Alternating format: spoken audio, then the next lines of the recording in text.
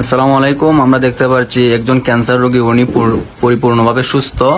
আপনারা ওনার মুখ থেকে শুনেন স্যারের কাছে আসার পরে ওনার উন্নতিটা। আসসালামু আলাইকুম। আমার নাম মোহাম্মদ সিরাজ মিয়া। আমার গ্রামের বাড়ি হইল মজিদপুর, থানা হইল জগন্নাথপুর, জেলা সুনামগঞ্জ। তো আমি বিগত 12-13 বছর আগে আমি অসুস্থ হয়েছিলাম। অসুস্থ হওয়ার পরে প্রথম পর্যায়ে আমি গ্রাম্য চিকিৎসক চিকিৎসা করছি। যে চিকিৎসাটা গ্রাম্য চিকিৎসক বলতে কইছে যে আমার জন্ডিস হয়েছে। তো এতে আমার 2 মাস সময় নষ্ট হয়েছে। নষ্ট হওয়ার পরে আমি গেলাম এলোপ্যাথি ডাক্তারও।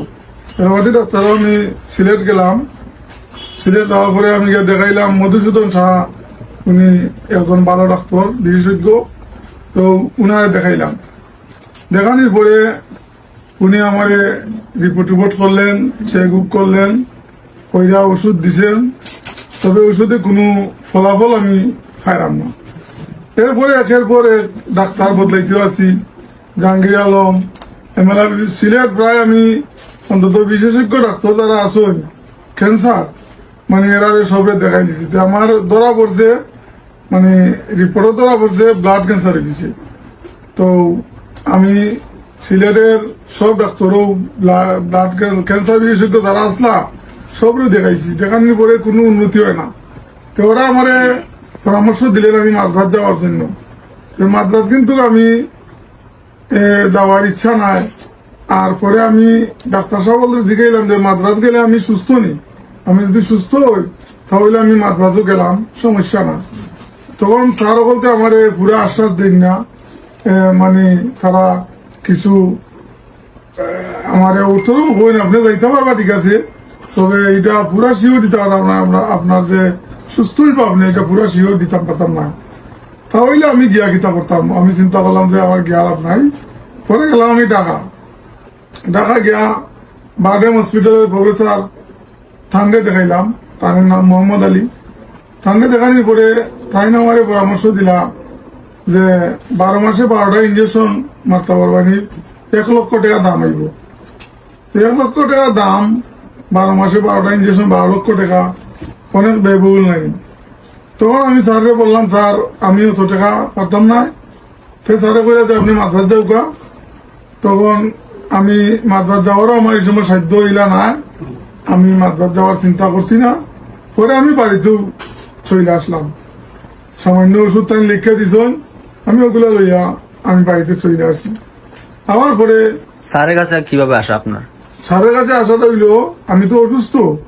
শূন্যারই আমার এক পুত্রা, আমার আত্মীয়, উনির বাড়ি শিলাউড়া, আমার গ্রাম থেকে প্রায় 5-6 কিলোমিটার দূরে। উনি গেছে আমারে দেখতো। দেখাত গেছে বাদে এই আমার দেখি কইল, তাহলে আপনি একটা কাজ করুন, আপনি ও স্যারের নম্বর SM সারোয়ার স্যারের কথা উনি বললেন আমারে যে আপনি SM সারোয়ার করে একজন ডাক্তার সাহেব আছেন হোমিওপ্যাথি, আপনি ওখানে যাইতে পারেন। ওখানে আমিও গেছিলাম। আমার 2টা কিডনি ড্যামেজ গেছিলি, আমার 2টা কিডনি আল্লাহর মধ্যে ভালো হয়েছে। এরপরে আমার গ্রামে আরো 5-7 জন ক্যান্সার রোগী ভালো হয়েছে। তাহলে আপনি ওখান তার যাও করি। পরে আমি পুত্রা বললাম, পুত্রা আপনি আমার দেখা, স্যারের নম্বর দেখা, স্যারের লগে আমি একটু আলাপ করি। আলাপ করে যদি যাওয়া লাগে তাহলে আপনি আমার লগে যাইতে হবে। আমি তো চেম্বার চিনতাম না, হবিগঞ্জ থানার চেম্বার এটা, ঢাকা চেম্বার এটা। এখন তো আমার যাইতে হইলে আমার লগে যাইতে হইবা। তখন পুত্রা কইলা ঠিক আছে, তাহলে আমি যাওয়ার দিন আগে আমি যাই নি, আপনি ওখানে যাওকা। তো নম্বর দিয়ে আমি স্যারের সাথে যোগাযোগ করলাম যে স্যার আমি আমার বিস্তারিত রোগ সম্বন্ধে কইলাম যে স্যার আমার ওরম অবস্থা। এখন যেভাবে আমি কইয়া গেছি ঠিক এইভাবে আমি কইলাম যে আমি এইরকম অবস্থায় আমি আছি, এবং আপনি আমারে কি ধরনের চিকিৎসা দিবা, কিলা কিতা আমারে কৌকা। তখন সময় আপনার অবস্থাটা মানে কিরম ছিল? আমার খালি হাড্ডি ছাড়া মাংস বলতে আমার শরীর ছিল না। খালি হাড্ডি নিয়েও আমি এখানে আসছি। যাওয়ার পরে আসছি বলতে স্যারে কইলা ঠিক আছে, আগামী কালকে আমি আসি হবিগঞ্জের চেম্বারে। আপনি যখন সুনামগঞ্জের লোক, আপনি তো ঢাকা গেল, আপনি হবিগঞ্জের চেম্বারে চলে আসেন। আগামীকালকে আপনি চলে আসেন, আপনার সম্পূর্ণ চিকিৎসা আছে, আপনার কোনো ভয় করার কারণ নাই। ইনশাআল্লাহ আল্লাহর রহমতে আমার হোমিওপ্যাথি চিকিৎসায় আপনি সুস্থ হইবেন। আমারও মোটামুটি একটা শিওরও টাইম দিচ্ছেন। এতে আমি আমারও মনের মধ্যে আইল যে এত শিওর দেওয়া তাহলে কেন কিছু আছে, বালা কিছু আছে। ও কিন্তু আমি বাদের দিনেও স্যারের চেম্বারও আইছি, আর আমারও পুত্রারও লগে আনলাম। এমনি কইলাম বেটা আমার লগে যাওয়া লাগবো, স্যারের সাথে তো আমার যোগাযোগ হয়েছে। স্যারে বলছেন আমি আগামী খাইল আবার লাগি, তুমিও পুত্রা আমার লগে লো, আর আমরা তাহলে পুত্রা চেম্বারে যাই। তখন তো আইলাম বাদে স্যারে চেক আপ করলা, আমার রিপোর্ট টিপোর্ট দেখলা। দেখার পরে তো দেখা গেল যে ব্লাড ক্যান্সারও, যেটাকে আমরা কই। তখন স্যারে কইলে আপনার তো ব্লাড ক্যান্সার, তাহলে আপনি চিকিৎসা নেওকা, আমার 1 মাসের ওষুধ দিলা। কইলা প্রথম মাস আপনি না খাওকা, এলে পরে আশা করি 8-10 দিন খাইলেও একটা সুরা বুঝা যাইব কেমনে খিতা।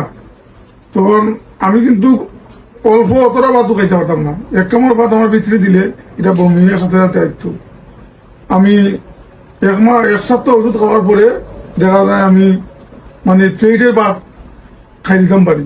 তখন তো মোটামুটি আমার একটা আশ্বস্ত হইল যে আমি তো মোটামুটি তখন যখন প্লেটের ভাত খাইয়া ভাতটাও আমার পেটও থাকে, তাহলে আমার জানটা একটু শান্তি। ও সবরে হইলাম যে আল্লাহ দিলে ওষুধে আমার ধরছে, ওষুধে কাম করছে। আশা করি 1 মাস খাওয়ার পরে স্যারটা গেলে তো বাদে বিস্তারিত স্যারে কিতা করা লাগে করবে। আমি 1 মাস খাইয়া পরে আইসি বাদে স্যারে আমার আইসা কইস কি আপনার অবস্থা, আপনি 1 মাস তো ওষুধ খাইলেন। তা বললাম স্যার আলহামদুলিল্লাহ আমি মোটামুটি অনেক সুস্থ, আর আমারে আগামী মাসের ওষুধ দেখা। তো স্যারে আমারে 6 মাস খাইলেও চলতো, কিন্তু তবে স্যারে আমার 1 বছর ওষুধটা খাবাইছেন। এখানে না পরে যদি পরবর্তী যদি রিটার্ন ব্যাক করে তাহলে তো আবার সমস্যা পড়বো। স্যারা বলছেন যে তুমি 1 বছর ওষুধটা খাও। তো আমি নিয়মিত 1 বছর ওষুধ খাইছি। খাওয়ার পরে আল্লাহর মধ্যে আমি মেডিকেল টেস্ট করাইছি, এলোপ্যাথি মেডিকেল টেস্ট করানোর পরে মেডিকেল টেস্টে দেখা গেছে আমার কোনো সমস্যা রয়েছে না। এরপরে স্যারের রিপোর্টগুলো আমি দেখাইছি, স্যারেও দেখে বললেন যে তোমার কোনো সমস্যা না, আর ওষুধ খাওয়া লাগবে না। আর আরেকটা কথা স্যারে বলছিলেন যে আমার ওষুধটা যখন আপনি 1 বছর সেবন করছেন, তাহলে আপনি যতদিনও দুনিয়ায় আল্লাহ বাঁচাইয়ের আগে সুস্বাস্থ্য অবস্থায় থাকবা, আপনার বড় কোনো রোগে এফেক্ট করতো না। এই কথাটা আমি প্রমাণ পাইছি। আমি আজ 12-13 বছর যাবত সুস্থ, আমি কোনো বড় রোগে আমি আক্রান্ত নাই। আর সশরীরে তো আপনারা সবাই দেখরা আমি কি অবস্থায় আছি। এখন তো আল্লাহ দিলে মাশাআল্লাহ আমি মোটামুটি সুস্বাস্থ্য অবস্থায় আছি।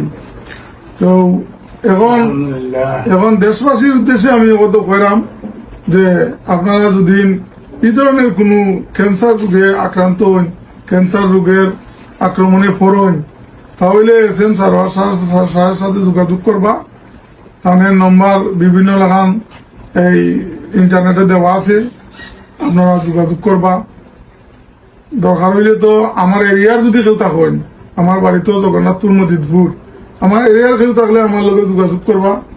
আমার নম্বর তো এখানে দেওয়া সম্ভব আছে নি কোনো দেওয়া নাম্বার দেওয়া থাকে, স্যারের নাম্বারই দেওয়া থাকে। আর নাম্বারটা দিয়া রাখবা, বা স্যারের নাম্বার থাকলে সমস্যা নাই। আর আমার এরিয়ার কেউ তাহলে আমার লগে যোগাযোগ করলে বিস্তারিত তো সবটা বুঝতে পারবা। আর সবাইকে ধন্যবাদ জানাইয়া। আর আমার ঠিকানাটা তো আমি প্রথমে বলছি, আমার ঠিকানা হইলো নাম হইলো মোহাম্মদ সিরাজ মিয়া, গ্রাম পিতার নাম মোহাম্মদ আইবুল্লাহ, গ্রাম মজিদপুর, থানা জগন্নাথপুর, পোস্ট অফিস জগন্নাথপুর, জেলা হইল সুনামগঞ্জ।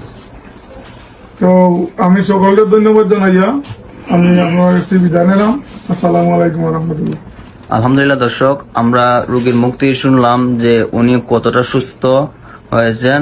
আশা করি আপনারাও যদি এরকম কোনো সমস্যা থাকে তাহলে আমাদের কাছে যোগাযোগ করবেন, ডক্টর SM সরোয়ার স্যারের সাথে যোগাযোগ করবেন। ইনশাল্লাহ আপনারাও সুস্থ হবেন।